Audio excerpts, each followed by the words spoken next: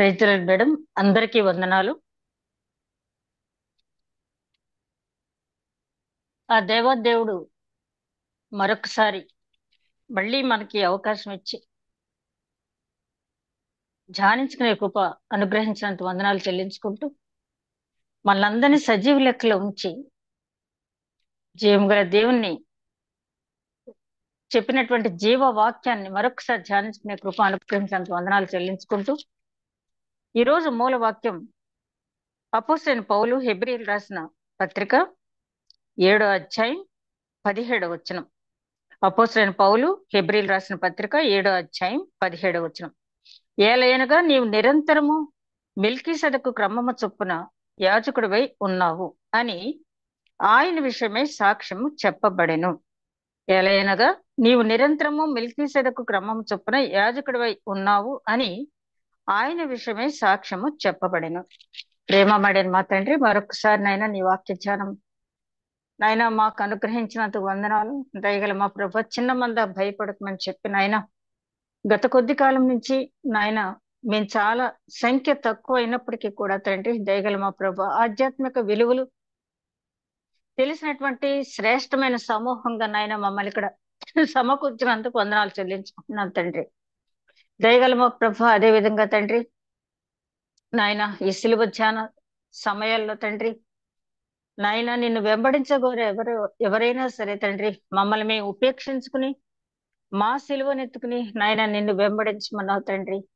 వెంబడించే సమయంలో తండ్రి నాయన మమ్మల్ని మేము ఒక్కసారి పరీక్షించుకుని అంత పరీక్ష చేసుకుని తండ్రి నీ రూపంలో మార్చబట్టడానికి ఇంకా మాకు ఏమైతే ఆటంకములు ఉన్నాయో ఆ ఆటంకాలు నీ కృప చేత తొలగించుకోవటం నీ సన్నిధిలో ప్రార్థించే కృప అనుగ్రహించండి. అదేవిధంగా నీవు మా కోసం చేసినటువంటి విలువైన త్యాగాన్ని, పిలిచిన శ్రేష్టమైన పిలుపును మర్చిపోకుండా తండ్రి దానికి తగిన జీవితం మేము జీవించగలిగే భాగ్యం దయచేయమని, కార్యారంభం కంటే కార్యాంతం మేలన్న తండ్రి దయగల మా ప్రభు, కార్యాంతను నిన్ను బహుగా స్థుతించుకునేటట్టు తండ్రి ఏ విధమైనటువంటి ఆటంకం లేకుండా కొనసాగే కృప దయచేయమని మా ప్రభువును నీ ప్రియ కుమారుడైన యేసుక్రీస్తు వేడుకొంచున్నాం తండ్రి, ఆమేన్.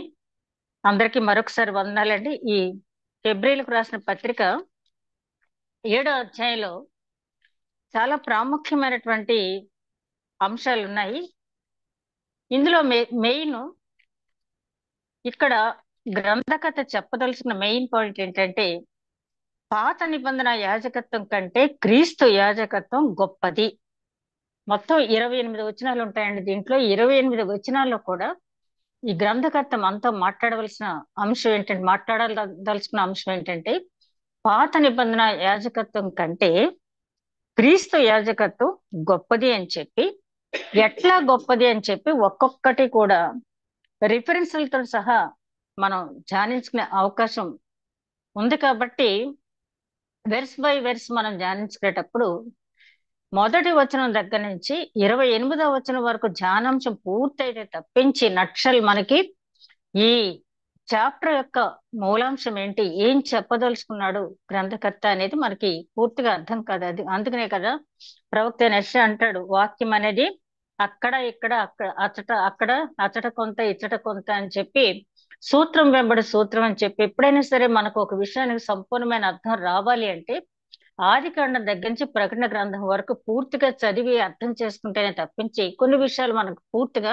అర్థం కావు.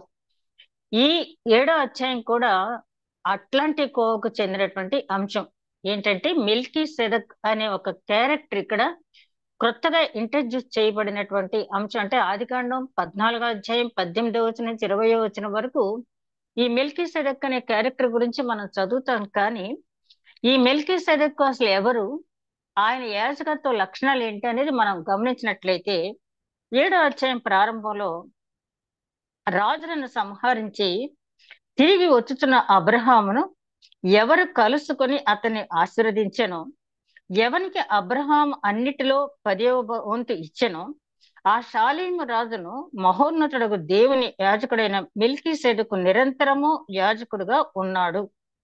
అతని పేరుకు మొదట నీతికి రాజనియు తరువాత సమాధానపు రాజనియు అర్థం ఇచ్చినట్టు షాలేము రాజుని అర్థము. అతడు తండ్రి లేనివాడును తల్లి లేనివాడును వంశావళి లేనివాడును జీవిత కాలమునకు ఆది అయినను జీవమునకు అంతమైనను లేనివాడై ఉండి దేవుని కుమారుని పోలి ఉన్నాడు. ఈ మెల్కీసెదెకు గురించి ఇక్కడ ఈ 3వ వచనం వరకు ఇంట్రడక్టరీ పార్ట్ లో చూస్తే అసలు మెల్కీసెదెకు ఎవరు అనేది మనం గమనించినప్పుడు ఈయన గురించి ఆదికాండం 14వ అధ్యాయంలో మనం చూసినట్టయితే అక్కడ ఈయన గురించి చెప్పినటువంటి మాటలు మనం చూస్తే కొంతవరకు అంటే ఈ మెల్కీసెదెకు గురించి మొత్తం కూలంకుషంగా మనకు తెలియాలంటే ఈ అధ్యాయం ఇక్కడ ఆదికాండం కూడా మనం పరిశీలించాలి. ఈ 14వ అధ్యాయంలో 18వ వచనం చూసినప్పుడు మరియు షాలేం రాజైన మెల్కీసెదెకు రొట్టెను ద్రాక్షారసమును తీసుకుని వచ్చెను. అతడు సర్వోన్నతుడు దేవునికి యాజకుడు. ఇక్కడ ఇవ్వబడింది. ఇతను ఎవరంట? సర్వోన్నతుడైన దేవుడు అంటే యెహోవా దేవునికి యాజకుడు. అప్పుడు అతడు అబ్రామును ఆశీర్వదించి ఆకాశమునకు భూమినికి సృష్టికర్తయగు సర్వోన్నతుడైన దేవుని వలన అబ్రాము ఆశీర్వదింపబడును గాక అనియు నీ శత్రువులను నీ చేతికి అప్పగించిన సర్వోన్నతుడు దేవుడు స్తుతింపబడును గాక అనియు చెప్పాను. అప్పుడు అతడు అన్నిటిలో ఇతనికి 10వ వంతు ఇచ్చెను. ఇక్కడ వరకు చూసినట్టయితే మనకి ఇక్కడ తెలిసింది ఏంటంటే అబ్రహాం ఆ టైంలో ఇంకా అప్పటికి ఆయన పేరు అబ్రహాం గా మార్చబడలేదు, అబ్రహాం గానే ఉన్నాడు ఆయన. ఈ 14వ అధ్యాయానికి వచ్చేటప్పటికి ఏంటంటే 13వ అధ్యాయంలోనే అబ్రహాం లోతు కూడా చెరొక పక్కకి విడిపోవడం జరుగుద్ది. వారి మందలు విస్తారంగా ఉండటం వల్ల కలిసి నివసించలేనటువంటి పరిస్థితిలో అబ్రామ్ అంటాడు, నీకు ఏ వైపుకు కావాలంటే ఆ వైపుకు వెళ్ళు, రెండో వైపు నేను వెళ్తాను అంటాడు. పచ్చగా కనపడుతున్నటువంటి సొదొమ గొమొర్రా ప్రాంతాలు లోతును ఆకర్షించినాయి. అక్కడికి లోతు వెళ్ళటం జరిగింది. అన్నదమ్ములు ఇద్దరు చెరో పక్కకి వెళ్ళిపోయారు. తర్వాత జరిగింది ఆ సొదొమ రాజుకిని ఆ షీనారు రాజు అయినటువంటి కదొర్లామయోరుకిని యుద్ధం జరిగింది. ఆ షీనారు రాజుకి తో వచ్చిన వాళ్ళు మొత్తం కలిసి నలుగురే. ఇక్కడ సొదొమ గొమొర్రా రాజులు 5 రాజులు ఉన్నారు. అయినప్పటికీ కూడా వారి దగ్గర వీరు ఆగలేకపోయారు. ఆ టైంలో ఈ సొదొమ గొమొర్రా ప్రజలను ఈ రాజులు మొత్తం స్త్రీలని, వాళ్ళకున్నటువంటి బంగారం వెండి ఆయుధాలని అలాగే ఆభరణాలని స్త్రీలని కూడా వాళ్ళు దోచుకుని వెళ్ళిపోయారు. ఈ సంగతి తెలిసినటువంటి ఒక హెబ్రీయుడు అనే పదం మనం అక్కడ చూస్తాం 13వ అధ్యాయంలో. ఒక హెబ్రీయుడు వచ్చి అబ్రామ్తో చెప్తాడు, నీ తమ్ముడు నివసిస్తున్న ఈ సొదొమ గొమొర్రా ప్రాంతాలని ఆ షీనారు రాజు తన బృందంతో వచ్చి దోచుకుని వెళ్ళిపోవటం జరిగింది. వారితో పాటు నీ తమ్ముడి సంతానం, భార్య, పిల్లలు కూడా వాళ్ళు కొల్లగొట్టుకుపోయారు, బానిసలుగా తీసుకెళ్లిపోయారని చెప్పడం జరుగుతుంది. అప్పుడు అబ్రాహాము తన ఇంట అలవర్చబడినటువంటి అంటే తనకి ఎప్పుడు అంగరక్షకులుగా ఉండేటటువంటి 318 మందిని తీసుకుని, వాళ్ళని కాకుండా ఇతర సైన్యాన్ని కూడా తీసుకుని అక్కడికి వెళ్ళటం జరిగింది.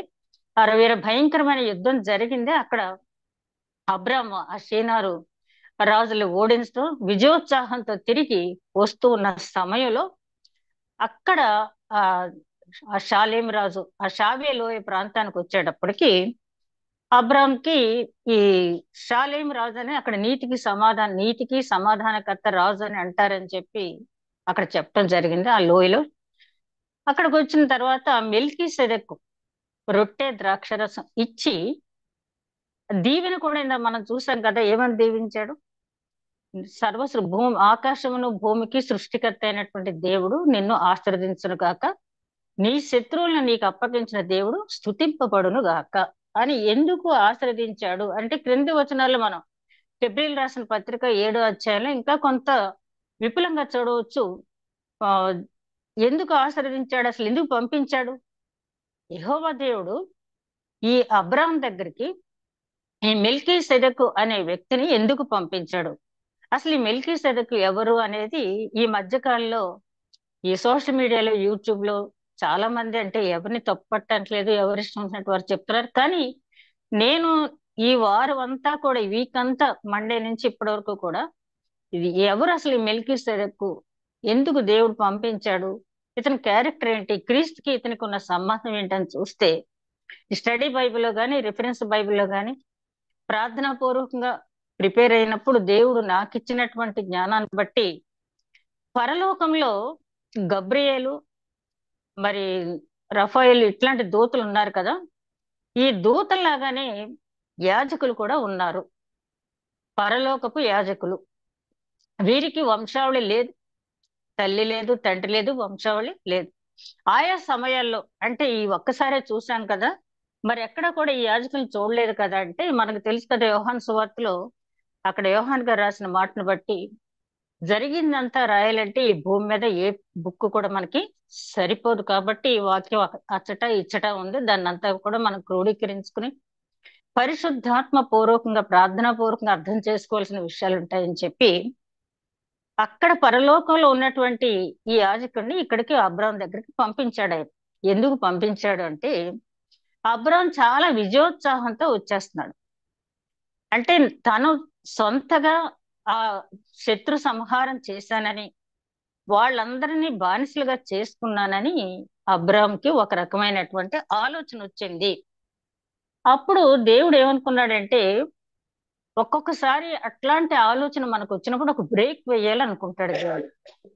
పౌలు గారికి కూడా ఏమంటాడు, నా శరీరంలో ఉన్న ముళ్ళు తీసేయమంటే నా కృప నీకు చాలును అంటాడు. ఎందుకంటే అప్పటికే పరలోకంలో మాట్లాడుకునే మాటలన్నీ పౌలు గారు విన్నారు. ఆయనకి అనేక రకాలైనటువంటి కృపా వరములు ఉన్నవి. అత్యధికంగా హెచ్చిపోకుండా ఉండేటందుకు నా కృప నీకు చాలును. అలాగే ప్రతి ఒక్క వ్యక్తి జీవితంలో కూడా దేవుడు ఒక్కొక్కసారి నా స్వశక్తి మీద ఆధారపడి నేను ఇది సాధించాను అని ఎప్పుడైతే ఒక క్రైస్తవ విశ్వాసకి మనసులో వస్తుందో అక్కడ బ్రేక్ పడుతుంది. నెబుకద్నెజరు జీవితం కూడా మనకు తెలుసు కదా. మనసును గర్వించి ఎప్పుడైతే మనసును గర్వించాడో ఆ వెళ్ళి జంతువులాగా ఆ పచ్చగడ్డి మేసే స్థితికి వస్తాడు. తర్వాత రియలైజ్ అయిన తర్వాత మళ్ళీ అతని రాజ్యం ఇవ్వబడుతుంది. అలాగే ఇక్కడ అబ్రాహాముని దేవుని ప్రణాళికలో విశ్వాసులకి తండ్రి చెయ్యాలి. అట్లాంటి విశ్వాసులకు తండ్రిగా ఉండవలసిన అబ్రాహాము మనసులో నా స్వశక్తి, నా ధైర్యము, నా సాహసము, నా బలము అనేది ఉండకూడదు. సర్వోన్నతుడని దేవుడనే దైవత్వం ద్వారానే ఏదైనా కూడా నేను సాధించగలను, ఆ దైవత్వం సహాయం వల్ల నేను ఏదైనా సాధించగలను అనే భావం అబ్రాహాం ఉండాలి. కాబట్టి ఆ ఆ రెండు దీవెనలు కూడా మనం చూస్తే నిన్ను ఆ సర్వోన్నతుడు ఆశీర్వదించును గాక అన్నాడంతే తప్పించి ఈ మెల్కీసెదెకు నేను ఆశీర్వదిస్తున్నాను నిన్ను అనలేదు. అంటే తను సర్వోన్నతుడుగా అనుకోలేదు. తను కూడా ఆ సర్వోన్నతుడికి యాజకుడుగానే దీవించాడు అబ్రాహాముని. ఆ సర్వోన్నతుడైన దేవుడు నిన్ను దీవించును గాక, అదే విధంగా నీ శత్రువులు నీ చేతికి అప్పగించిన దేవుడు స్తుతింపబడును గాక. అంటే నువ్వు సాధించింది నీ వల్ల కాదు, దేవుడు సహాయం చేయటం వల్ల నువ్వు సాధించావు, కాబట్టి నువ్వు దేవుణ్ణి స్తుతించు అనగానే అబ్రాహాము అప్పుడు నిజమే కదా. ఆ తర్వాత ఆ కథలు అక్కడికి వెళ్ళిన తర్వాత సొదొమ గొమొర్రా రాజులు ఏదైతే ఉందో అది నువ్వు పట్టుకెళ్ళిపో అన్నప్పుడు వెంటనే అంటే మా మనుషులు మాత్రం మాకు అప్పచెప్పి అక్కడి నుంచి వచ్చిన కొల్ల సొమ్ము అంతా కూడా నువ్వు పట్టుకెళ్ళిపో అని చెప్పి అన్నప్పుడు అబ్రాహాం వెంటనే అంటాడు, నేనే అబ్రాహాముని ధనవంతుని చేశానని నీవు చెప్పకుండానట్లు దాంట్లో నూలు పోగైనను నాకు అక్కర్లేదు, ఆకాశమునకు భూమికి సృష్టికర్త అయిన దేవుని పేరట నేను ఆన పెట్టుచున్నాను అంటాడు. ఏదైతే ఆ మెల్కీసెదెకు దీవించాడో ఆ దీవెన బాగా మనసులో ఉండిపోయింది అబ్రహాం కంటే. నేను కాదు, ఇది నా వల్ల కాదు, ఘనత మహిమ దేవుడికే చెందాలి అనే మనసులో ఉంది. కాబట్టి దీనికి నేనేమి తీసుకోవటానికి అర్హుడని కాదు, ఎందుకంటే ఇదంతా కూడా నాతో చేయించింది ఆ దేవుడే. నాకొద్దు, నా వెంట వచ్చిన వాళ్ళకి మాత్రం వాళ్ళ వంతుల ప్రకారం సేవకులు మాత్రం ఇవ్వండి అని చెప్పి అంటాడు.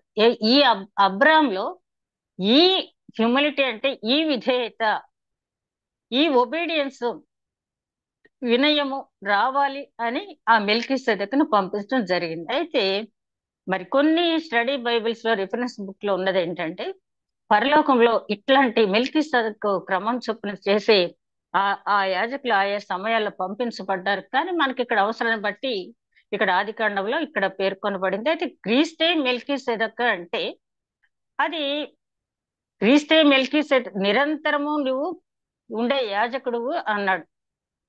అంటే మెల్కీసెదెకు గురించి అక్కడ ఆదికాండంలో చెప్పినటువంటి ఆ కాన్వర్సేషన్ లో నిరంతరం ఉండే యాజకుడుగా ఆయన గురించి చెప్పబడలేదు. అయితే క్రీస్తు నిరంతరం ఉండే యాజకుడుగా మెల్కీసెదెకు క్రమం చొప్పున ఎప్పుడు అయ్యాడు అనేది మనం ఇంకా క్రింది వచనాలు చదువుకుంటూ వెళ్ళేటప్పటికి మనకు పూర్తిగా అర్థం అవుతుంది.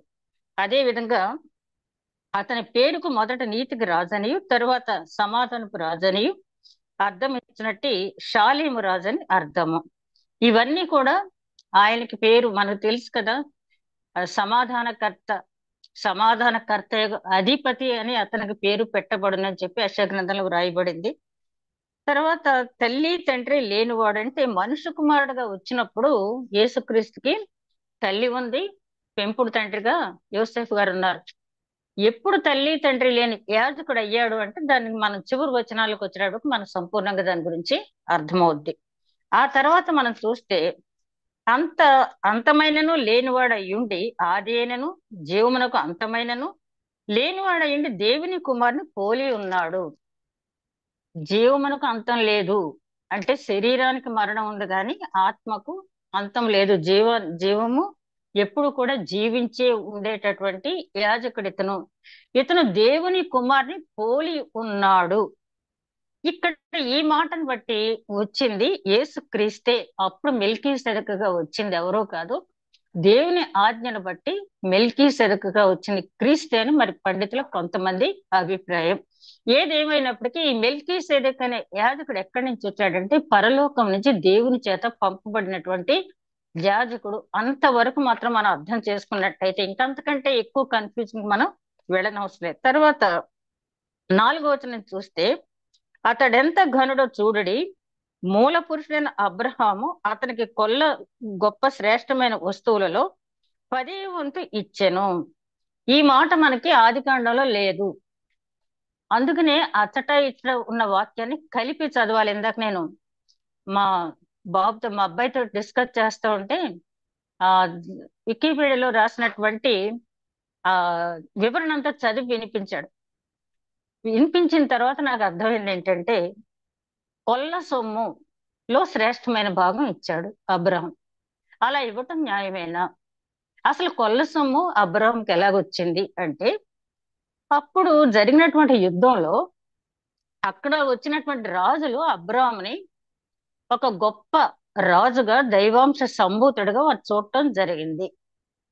జరిగినప్పుడు వాళ్ళు ఏం చేశారంటే వెంటనే ఆయన ఒక దైవాంశ సంభూతుడిగా ఎంచి అబ్రహాంకి వారు దశమ భాగాలు ఇచ్చేశారు. అబ్రహాంకి వారు దశమ భాగాలు ఇచ్చేయటం జరిగింది. ఆ దశమ భాగాల్లో నుంచి అబ్రాము శ్రేష్టమైన వాటిని తీసంట ఈ మెల్కీసెదెకుకి ఇచ్చాడు. ఇది కూడా మనం వాక్యానుసారంగా చూసుకుంటే లేవీకాండం 27వ అధ్యాయం 30వ వచనంలోను, సంఖ్యాకాండం 24వ వచనం నుంచి 38వ వచనం వరకు మీరు తర్వాత చూస్తే రిఫరెన్స్లు రెండు కూడా లేవీకాండం 27వ వచనం 27వ అధ్యాయం 30వ వచనంలో ఏమనుందంటే భూఫలాలు వృక్ష ఫలాలు యావత్తు కూడా దేవునివే కాబట్టి అందులో దశమ భాగము యాజకులకి ఇవ్వండి. ఇది లేవీకాండాలు చెప్పినటువంటి మాట. భూఫలాలు వృక్ష సంపద అంతా కూడా దేవుడు మీకు ఇచ్చిందే, అంతా కూడా దాంట్లోంచి తీసి శ్రేష్టమైన భాగం దశమ భాగం మీరు యాజకులకి అప్పుడున్న యాజకులకు మీరు ఇవ్వండి. అది లేవీకాండలో. సంఖ్యాకాండానికి వచ్చేటప్పటికి అక్కడ ఏముందంటే 18వ అధ్యాయం 24వ వచనం నుంచి 38వ వచనం వరకు చూస్తే వారు యాజకులు ఏదైతే తీసుకున్నారో సామాన్య జనుల దగ్గర నుంచి వాళ్ళు తీసుకున్నటువంటి ఆ దశమ భాగం నుంచి వీళ్ళు దశమ భాగం మళ్ళీ దేవుడికి ఇవ్వాలి.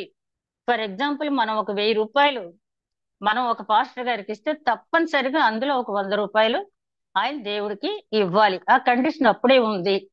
దాన్ని అబ్రహాము ఇక్కడ తూచా తప్పకుండా పాటించాడు.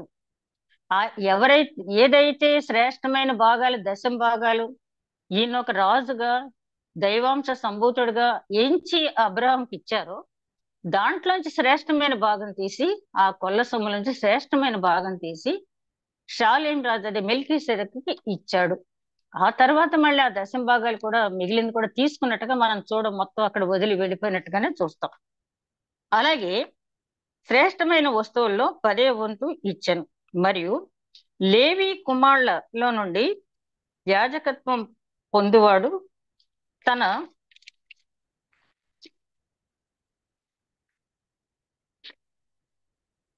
సహోదరులు అబ్రహాం గర్భవాసం నుండి పుట్టినను ధర్మశాస్త్రం చొప్పున వారి యొద్ద అనగా ప్రజల యొద్ద పదవి వంతు పుచ్చుకొనుటకు ఆజ్ఞ పొంది ఉన్నారు, కానీ వారితో సంబంధించిన వంశావళి లేనివాడైన మిల్కీసెదెకు అబ్రహాం నొద్ద పదవి వంతు పుచ్చుకొని వాగ్దానములను పొందిన వారిని ఆశీర్వదించెను. ఇక్కడ గమనించాల్సిన విషయం ఏంటంటే, మొట్టమొదట దేవుని చేత అపాయింట్ చేయబడినటువంటి యాజకుడు అహరోను. అహరోను దగ్గర నుంచి లేవి వంశం వాళ్ళే యాజకులుగా వస్తూ ఉన్నారు. ప్రజలంతా కూడా దశమ భాగం వాళ్ళకే ఇస్తున్నారు. కానీ ఇక్కడికి వచ్చేటప్పటికి ఒక యూటర్న్ అంటాం కదా, అలాగే ఇక్కడ మార్పు వచ్చింది. ఏంటంటే, లేవి వంశానికి చెందినటువంటి వాడు లేవి వంశానికి చెందినటువంటి వాడు ఇక్కడ ఆ వంశంతో సంబంధం లేనివాడు, వారితో సంబంధించిన వంశావళి లేనివాడైనా, ఇతను ఏ వంశావళికి లేదు కాబట్టి మెల్కీసెదెకు ఇతనికి ఏ వంశం లేదు. యాక్చువల్ గా ఎవరు తీసుకోవాలి? లేవి వంశానికి చెందిన వాళ్ళే తీసుకోవాలి. ఒక రకంగా చూస్తే అప్పటికి అబ్రహాం టైంకి అసలు ఈ వంశాలు, ఈ 12 గోత్రాలు లేవనుకోండి. అయితే దానికి మళ్ళీ కింద వివరణ ఇచ్చాడు ఎలాగని. మెల్కీసెదెకు అబ్రహామునొద్ద 10వ వంతు పుచ్చుకొని వాగ్దానమును పొందిన వానిని ఆశీర్వదించెను. తక్కువ వాడు ఎక్కువ వారి చేత ఆశీర్వదింపడిన మాట కేవలము నిరక్షేపమై ఉన్నది. మరియు లేవీ క్రమంలో చూడగా ఇక్కడ తక్కువ వాడిని ఎక్కువ వాడు ఆశీర్వదించాలి. అంటే అబ్రహాము విశ్వాసులకు తండ్రి. అప్పుడు ఉన్న వాళ్ళలో అబ్రామే గొప్పవాడు, దేవుని చేత పిలువబడిన వాడు, దేవునితో మాట్లాడిన వాడు, దైవ స్వరం విన్నవాడు అబ్రాం. అట్లాంటి అబ్రాముని దీవించాలి అంటే ఈ భూమి మీద ఉన్న వాళ్ళు ఎవరు కూడా సరిపోరు. ఆశీర్వాదం అనేది ఎప్పుడు కూడా ఆధ్యాత్మికంగా తక్కువ స్థాయిలో ఉన్నవాడు ఎక్కువ స్థాయిలో ఉన్నవారి చేత దీవింపబడాలి. దానికోసం మెల్కీసెదెకును పరలోకం నుంచి యాజకుడిగా దేవుడు అబ్రహాం దీవించని పంపించాడు. ఎందుకంటే అదేంటి, అబ్రహాం కంటే తక్కువడు దీవించాడేంటి అని ఆక్షేపణ రాకుండా, దైవత్వంలో అబ్రహాం కంటే ఒక స్థాయి ఎక్కువగా ఉన్నటువంటి ఆ మెల్కీసెదెకును అక్కడికి పంపించడం అనేది జరిగింది. అదే విధంగా మనం ఇది తాత్కాలికమైనటువంటి యాజకత్వం. ఏది? పాత నిబంధన గ్రంథంలో ఉన్నటువంటి యాజకత్వం తాత్కాలికమైనది. అంటే ఒక యాజకుడు పోయిన వెంటనే మరొక యాజకుడు వస్తాడు. అక్కడ ఇవ్వబడింది ఏంటంటే, ఒక యాజకుడు మారి ఇంకొక యాజకుడు వచ్చినప్పుడు యాజక ధర్మం కూడా మారుతుందంట. అది ఎలాగంటే, ధర్మశాస్త్రం ఎవరికి వాళ్ళ స్వహస్తాలతోటి రాసుకుని దాన్ని మళ్ళీ ఆచరించాలి. సమూయేలు ఉన్నప్పుడే, మనం సమూయేలు మొదటి గ్రంథాలు చూస్తే 2 సార్లు సౌలు ఉన్నప్పుడే సమూయేలు ఆ అంటే రాజు అనుసరించవలసిన విధానాన్ని, పరిపాలన చేయవలసిన విధానాన్ని 2 సార్లు ఆయనే మార్చినట్టుగా మనం చూస్తాం సమూయేలు మొదటి గ్రంథంలో. కాబట్టి ఇప్పుడు కూడా మనం చూస్తాం కదా, గవర్నమెంట్ మారగానే కొన్ని ప్రిన్సిపల్స్ మారిపోతూ ఉంటాయి, రూల్స్ మారిపోతూ ఉంటాయి. అలాగే ఒక యాజకుడు అంటే 24 తరగతులకు చెందిన యాజకులు ఉన్నారు మనకి అప్పుడు దావీదు కాలం నుంచి. 24 తరగతులకు చెందిన యాజకుల్లో అనేక రకాలైనటువంటి వంశాల నుంచి వచ్చిన వాళ్ళు ఉన్నారు. కాబట్టి అంటే పూర్వీకులు అవటానికి లేవి గోత్రికులు అయినప్పటికీ కూడా కాలానుగుణంగా ఎలా వచ్చిందంటే ఆ పితరుల పేరును బట్టి వంశావళి కూడా ఏర్పడటం జరిగింది. కాబట్టి ఆ ఒక యాజకుడు మారాడు అంటే యాజక ధర్మం కూడా మారుతుంది.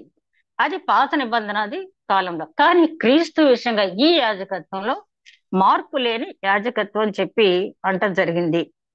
అదేవిధంగా అయితే ఈ క్రమము చూడగా జీవించుచున్నాడని సాక్ష్యం పొందినవాడు పుచ్చుకొనుచున్నాడు.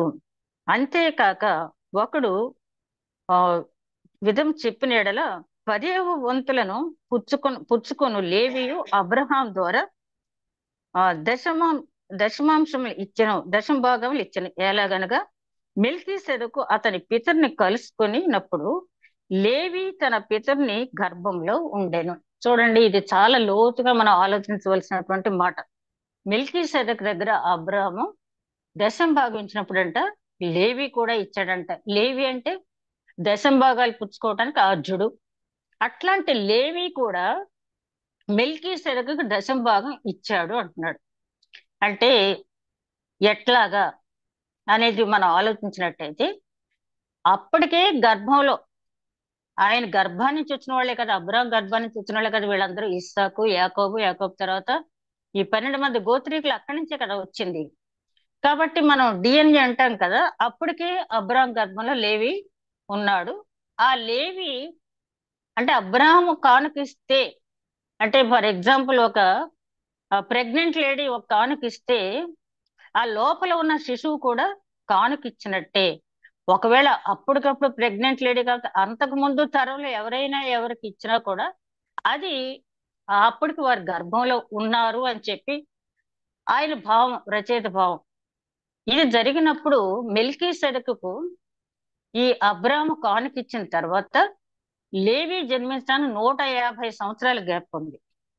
అబ్రాము కానుకిచ్చిన తర్వాత 150 సంవత్సరాలకి లేవి జన్మించాడు. అయినప్పటికీ కూడా వీళ్ళంతా కూడా అబ్రాము గర్భవాసం నుంచే వచ్చిన వాళ్ళు కాబట్టి ఆ దశంభాగం లేవి నుంచి తీసుకున్న ఘనత మెల్కీసెదెకుకు చెందింది అని చెప్పి ఇక్కడ రచయిత అభిప్రాయం.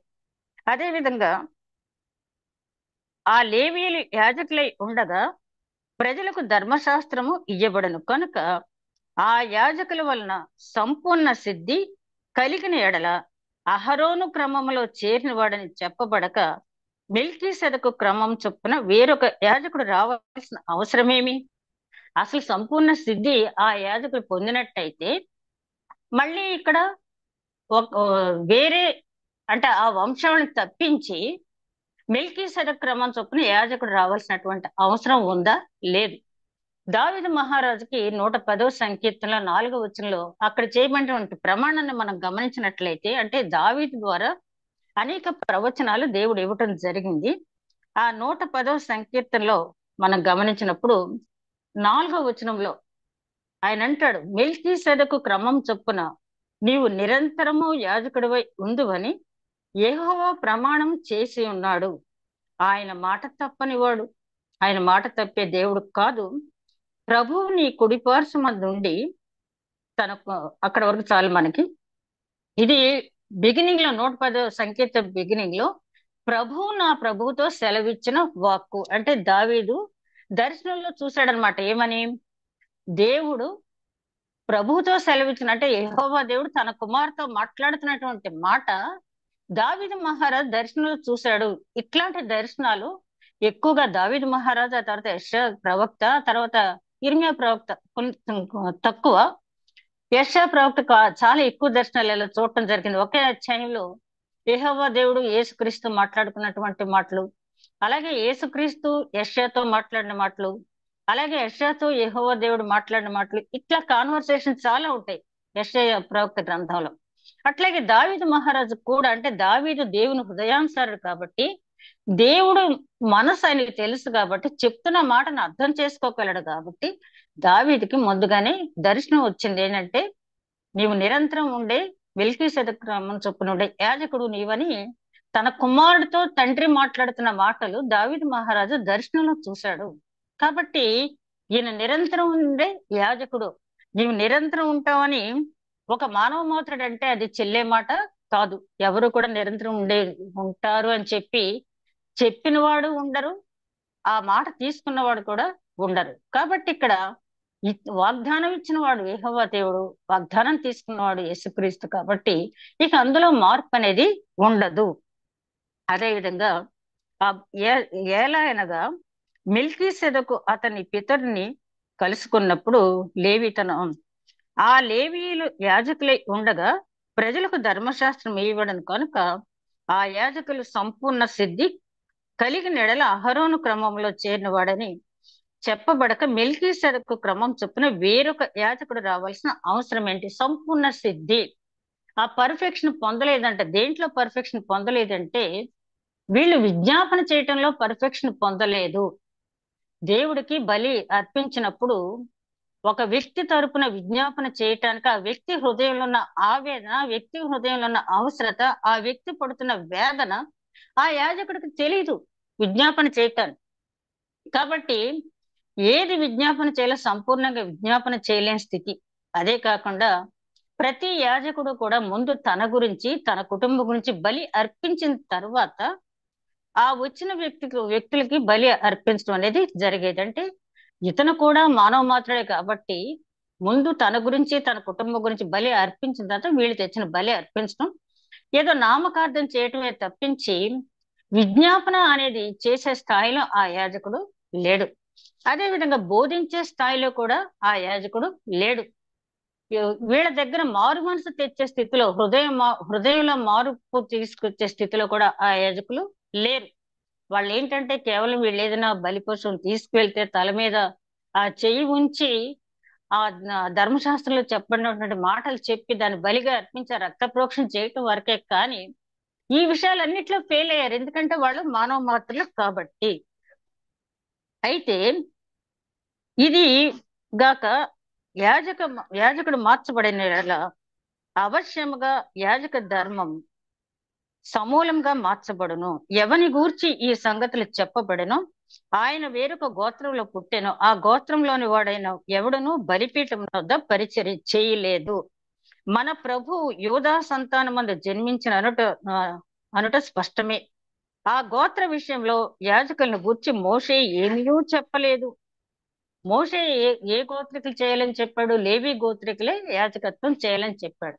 యూదా గోత్రంలో చేస్తాడని చెప్పలేదు. ఎప్పుడు యూదా గోత్రం ప్రాధాన్యత వచ్చిందంటే యెహోవా దేవుడు దావీదుకు వాగ్దానం ఇచ్చాడు, నీ గర్భాన పుట్టినటువంటి కుమారుడు సింహాసనం మీద నిరంతరం ఉంటాడని. అయితే అప్పట్లో దావీదు తనకు పుట్టబోయే కుమారుడు గురించి అనుకుని ఉండవచ్చు, కానీ అక్కడ యెహోవా దేవుడు చెప్పింది యేసుక్రీస్తు గురించి.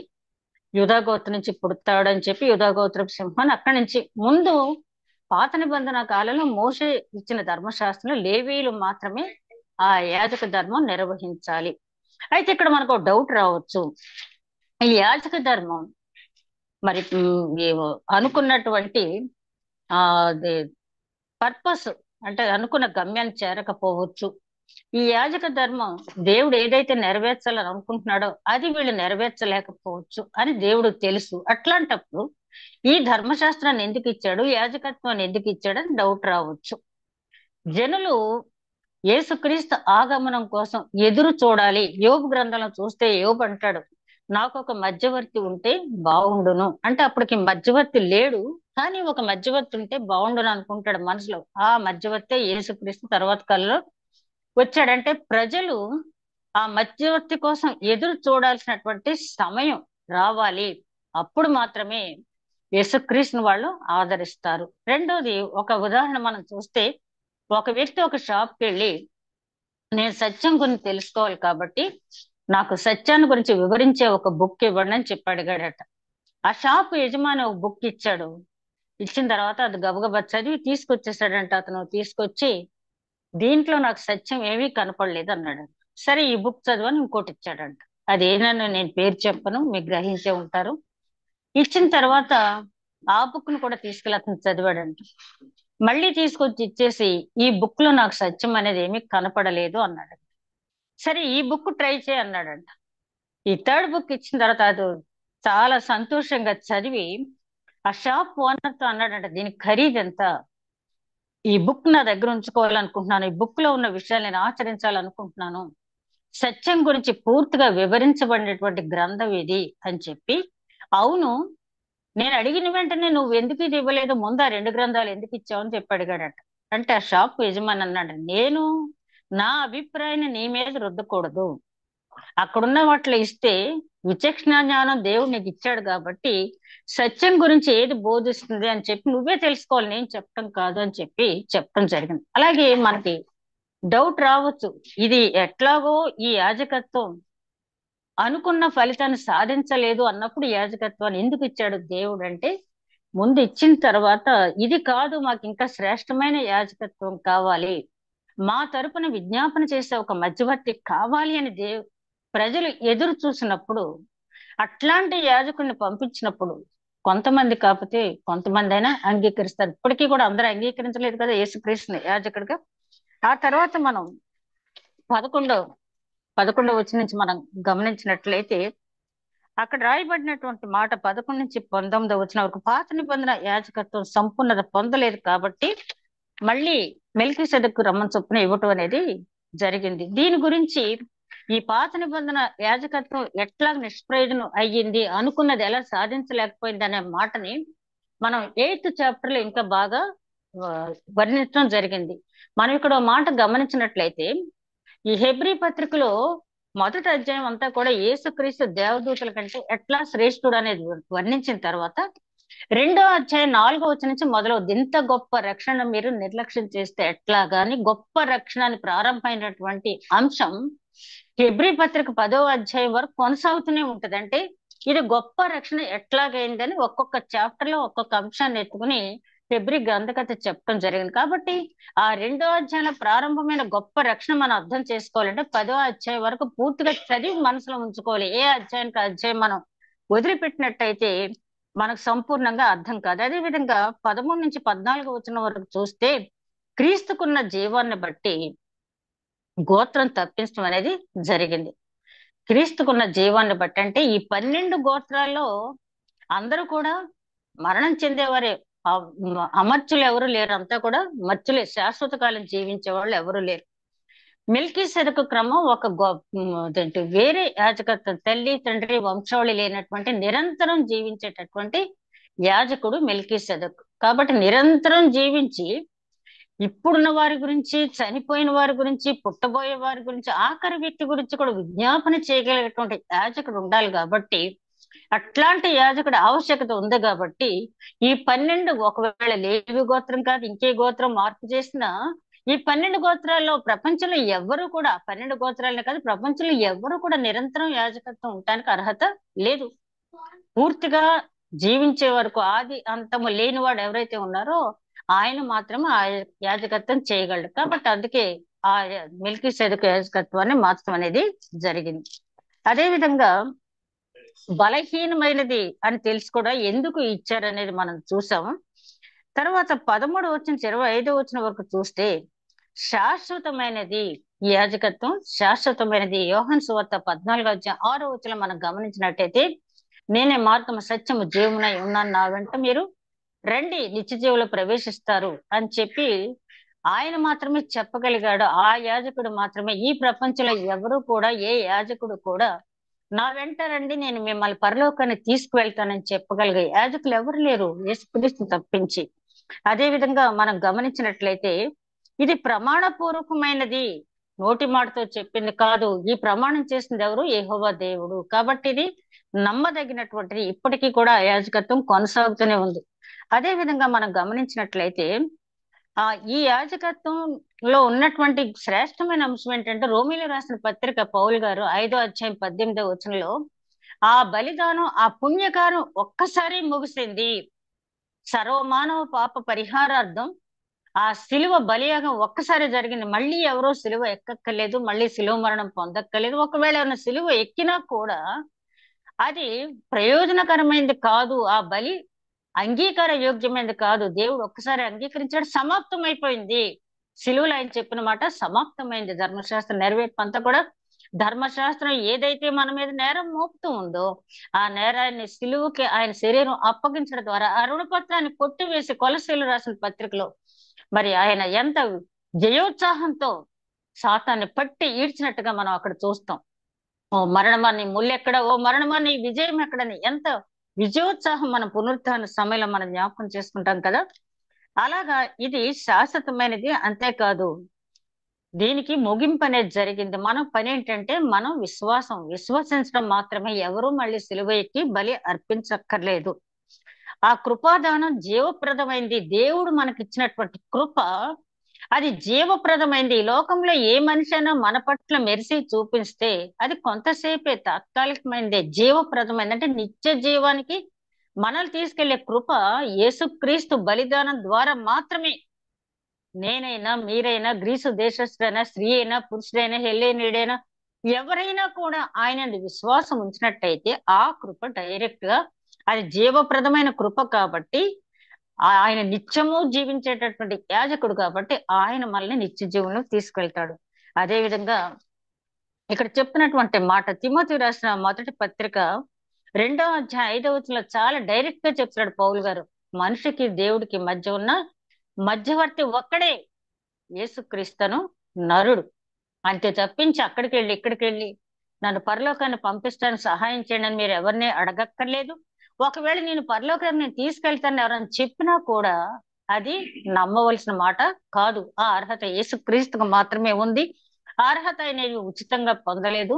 మన పాప భారం శాప భారం మోసి సిలువలో రక్తం చిందించి మన కోసం త్యాగం చేసి ఆ కృప మనకి ఆయన అనుగ్రహించాడు కాబట్టి ఆయన మధ్యవర్తిత్వాన్ని మాత్రమే తండ్రి అంగీకరిస్తాడు. అందుకని మనం ఏ ప్రేయర్ చేసినా ముగింపులో మా ప్రభువును నీ ప్రియ కుమారుడని యేసుక్రీస్తు ద్వారా అడుగుచున్నాము తండ్రి అంటాం. అలా అడిగితేనే ఆ విజ్ఞాపన మాత్రమే తండ్రికి చేరుతుంది. మరి అసలు యేసుక్రీస్తుని దేవుడు కాదన్న వాళ్ళు ఈ మాటకి ఏం చెప్తారో మరి వాళ్ళే చెప్పాలి.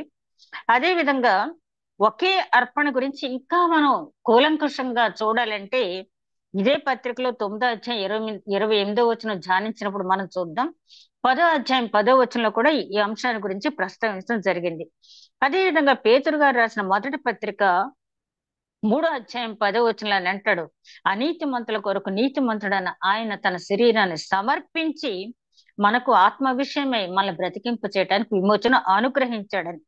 అదే విధంగా యోహాన్ రాసిన పత్రిక 2వ అధ్యాయం 1వ వచనంలో చెప్తున్నాడు, పాపము చేసిన వారికి నీతిమంతుడైన యేసు అను ఉత్తరవాది మనకి ఉన్నాడు. ఇవేవి కూడా పాత నిబంధన యాజకుల ద్వారా మనకి సంక్రమించలేదంటే మన పితరులకు గాని. ఇవన్నీ కూడా యేసుక్రీస్తు బలిదానం సమర్పించిన తర్వాత ఇవన్నీ కూడా మనం పొందుకుంటున్నాం. అదే విధంగా వారి తండ్రి దగ్గర రోమిలకు రాసిన పత్రిక 8వ అధ్యాయం 34వ వచనం మనందరికీ తెలిసిన, చావైనా కరువైనా హింసైనా వస్త్రహీనతైన ఖడ్గమైన ఏదైనా క్రీస్తు ప్రేమ నుండి నన్ను ఎడబాపున నా కోసం విజ్ఞాపన చేసే దేవుడు అక్కడ ఉన్నాడు. కాబట్టి నాకు భయం ఏంటి? నేను నిజంగా ఆయన విశ్వాసం ఉంచితే నేను ఎవరికి కూడా భయపడక్కర్లేదు అంటాడు. అదే విధంగా మన విశ్వాసాన్ని కోల్పోకుండా సహాయం చేస్తూ ఉంటాడు. క్రీస్తు అక్కడ విజ్ఞాపన చేయటం మాత్రమే కాకుండా పరిశుద్ధాత్ముని ఈ లోకాన్ని పంపించి పరిశుద్ధాత్ముడు క్రొత్త విషయాలు ఏమి చెప్పడం, మనకి క్రీస్తు మనకు చేసిన బోధనని మనకి జ్ఞాపకం చేస్తూ క్రీస్తు బోధించిన విషయాల్ని మనం జ్ఞాపకం చేస్తూ ఆ విధంగా నడుచుకునేటట్టుగా పరిశుద్ధాత్మని మన హృదయంలో అనుగ్రహించి ఆయన వెళ్ళటం అనేది జరిగింది. తర్వాత ఇక 26వ వచనం నుంచి మనం గమనించినట్టయితే మనందరికీ తెలిసిందే ఎలాగా ఈ మెల్కీసెదెకు యాజకత్వం అనేది పరిపూర్ణమైనది, ప్రత్యేకమైనది అని మనం గమనించినట్టయితే పవిత్రుడును నిర్దోషియు నిష్కల్మషుడును పాపులతో చేరక ప్రత్యేకంగా ఉన్నవాడును ఆకాశ మండలం కంటే మిక్కిలి హెచ్చైన వాడున ఇట్టి ప్రధాన యాజకుడు మనకు సరిపోయిన వాడు. అంటే మనకు సరిపోయిన వాడంటే పూర్తి మానవుడుగా పూర్తి దైవత్వంతో. కొలసీలు రాసిన పత్రిక 2వ అధ్యాయం 9వ వచనంలో దేవత్వం యొక్క సంపూర్ణత ఆయనలో నివసించుచున్నది. ఆయన మానవ శరీరంలో ఉన్నప్పటికీ కూడా దేవత్వంలో ఉండే పరిపూర్ణత ఆయనలో ఉంది. ఇట్లాంటి ప్రధాన యాజకుడు మనకు కావాలి. మనం పడే బాధలు, హింసలు, శ్రమలు, వేదన, ఎమోషన్స్ అన్ని తెలుసు ఆయన, అన్ని తెలుసు. కాబట్టి మనం ఈ విషయంగా బాధపడుతున్నాం అని వివరించి చెప్పక్కర్లేదు. మన తరపున ఆయన విజ్ఞాపన చేయడానికి సరిపోయినటువంటి యాజకుడు. ఎందుకంటే ఏ మానవుడు ఈ ప్రపంచంలో పడనటువంటి శ్రమ, వేదన, అవహేళన, అవమానం ఎన్నో పడ్డాడు ఆయన. కాబట్టి ఆయన పడని వేదన గాని ఆయన పొందని శ్రమ గాని ఏదీ లేదు. కాబట్టి మనం చెప్పకుండా ఆయన అర్థం చేసుకుని మన గురించి విజ్ఞాపన అనేది చేయగలడు. కాబట్టి మనకు సరిపోయిన వాడు. ధర్మశాస్త్రం బలహీనత గల మనుషులను యాజకులుగా నియమించను, కానీ ధర్మశాస్త్రమునకు తరువాత వచ్చిన ప్రమాణపూర్వకమైన వాక్యము నిరంతరము సంపూర్ణ సిద్ధి పొందిన కుమారుని నియమించను కనుక ఈయన ఆ ప్రధాన యాజకుని ఎదుట తన సొంత పాపముల కొరకు తర్వాత ప్రజల పాపముల కొరకును దినదినము బలులను అర్పించ అవసరము కలవాడు కాదు. ఈయన పాత ప్రధాన యాజకులాగా ముందు తన కోసం తన కుటుంబం కోసం బలు అర్పించవలసిన స్థితి లేదు. ఎందుకంటే పాపరహితుడు, నిష్కల్మషుడు, నిందారహితుడు, పవిత్రుడు. ఎవరు చెప్పారు ఈ మాట? ఆయన శిలువ మరణానికి అప్పగించేటటువంటి పిలాతు అంటాడు, ఈ నీతిమంతుని దగ్గర నాకు ఏ దోషము కనపడటం లేదు. అక్కడున్న పరిసయ్యులు, శాస్త్రులు అంతా వెతికి పట్టుకున్నారు. అబద్ధ సాక్ష్యం ఏదీ నిలబడలేదు. ఆయన నోటి మాట ఆయన సాక్ష్యంగా నిలబడింది తప్పించి ఈ ప్రపంచంలో ఎవరు కూడా యోహాను సువార్త 8వ అధ్యాయం 38వ వచనంలో ఆయన అంటాడు కదా, నాలో పాపం ఉందని ఎవరైనా స్థాపించగలరా? ఛాలెంజ్, ప్రపంచానికే ఛాలెంజ్. ఈ రోజుకి కూడా నాలో పాపం ఉందని ఎవరైనా స్థాపించగలరా? ఆయన వ్యతిరేకించే హేరోదీయులు, యాషావు సంతానం చెందిన వాళ్ళు కూడా వెళ్ళి, నువ్వు సత్యవంతుడు అని మాకు తెలుసు, నువ్వు దేవుని చేత పంపబడిన దేవుని కుమారుడు అని మాకు తెలుసు, నువ్వేదైనా కూడా యథార్థంగా మాట్లాడుతావని మాకు తెలుసు అని ఒప్పుకుంటారు ఆయన దగ్గరికి వెళ్ళి. కాబట్టి ఆయన మీద నింద వేయటానికి ప్రపంచంలో ఎవరు కూడా సరిపోరు. అయితే ఇక్కడ మనం గమనించాల్సిన అంశం ఏంటంటే మెల్కీసెదకు క్రమం చొప్పున యేసుక్రీస్తు ప్రధాన యాజకుడు ఎప్పుడయ్యాడు? ఈ భూమి మీద ఉన్నప్పుడు అయ్యాడంట.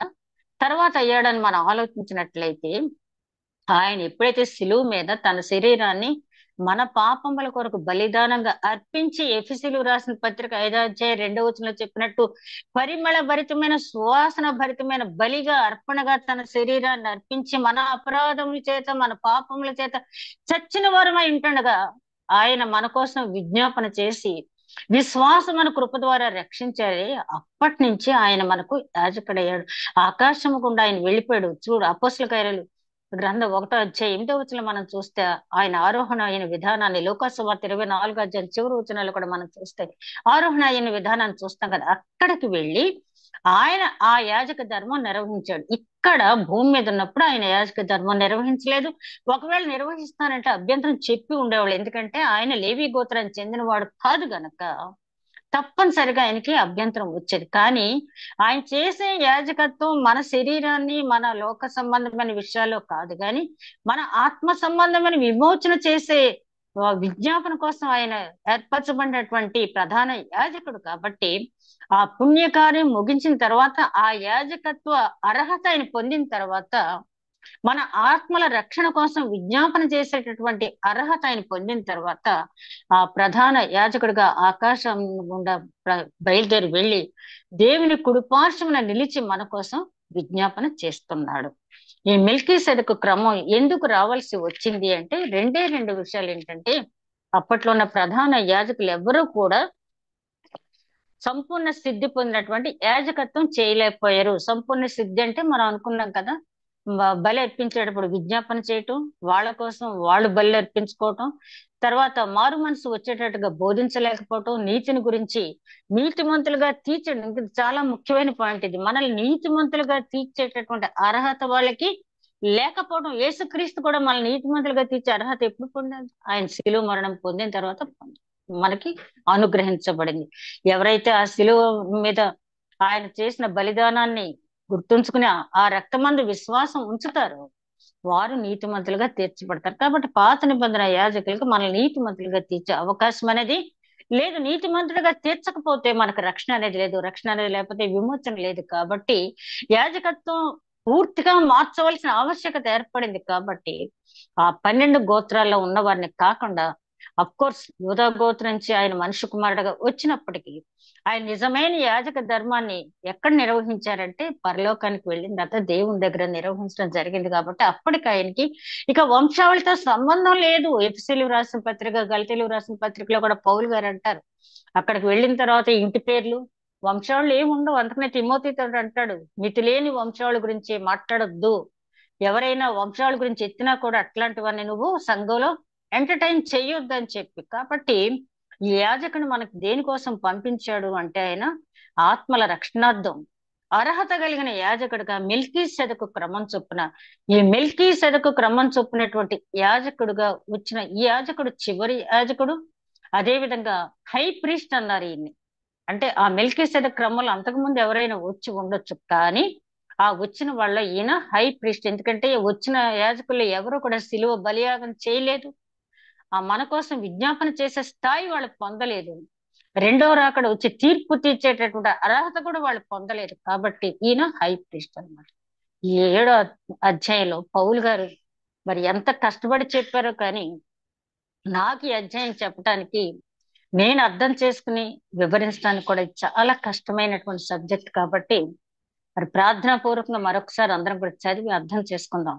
అట్టి నడిపింపు దేవుడు మనకి అనుగ్రహించును గాక. దయగల మా ప్రభువా, ధ్యానించిన వాక్యం నూరంతలుగా ఫలింపచేసి మెల్కీసెదకు క్రమం చొప్పున వచ్చి మా కోసం నీ జీవితాన్ని బలి అర్పణ చేసి శ్రేష్టమైన పిలుపునిచ్చి శ్రేష్టమైన స్వాస్థ్యం మాకు అనుగ్రహించడానికి ఇంకా మా తరపున విజ్ఞాపన చేసి, ఇంకా మా కోసం నాయన శ్రమతో ఓర్పుతో విజ్ఞాపన చేస్తున్న తండ్రి, నాయన నీ శ్రమను పెంచేవారంగా కాకుండా తండ్రి, నాయన నిన్ను అర్థం చేసుకుని నీవు మా నుంచి ఏం కోరుకుంటున్నావు అట్లాంటి జీవితాన్ని జీవించడానికి కావలసినటువంటి కృపను అనుగ్రహించు.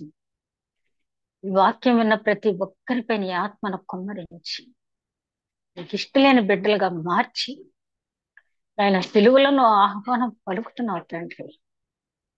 ఆయన మమ్మల్ని జ్ఞాపకం చేసుకుంటూ విజ్ఞాపం చేస్తున్నారు తండ్రి. ఆ సంగతిని మేము జ్ఞాపకం ఉంచుకోవాలి తండ్రి. ఈ లెంత్ డేస్ ఆచారప్రకారంగా కాకుండా తండ్రి, ఆత్మీయంగా ఆత్మ సంబంధమైనటువంటి ఆలోచనతో ఫలాలు పొందే కృప అనుగ్రహించండి. మా ప్రభువును నీ ప్రియ కుమారుడు యేసుక్రీస్తు ద్వారా వేడుకొనుచున్నాం తండ్రి. ఆమేన్.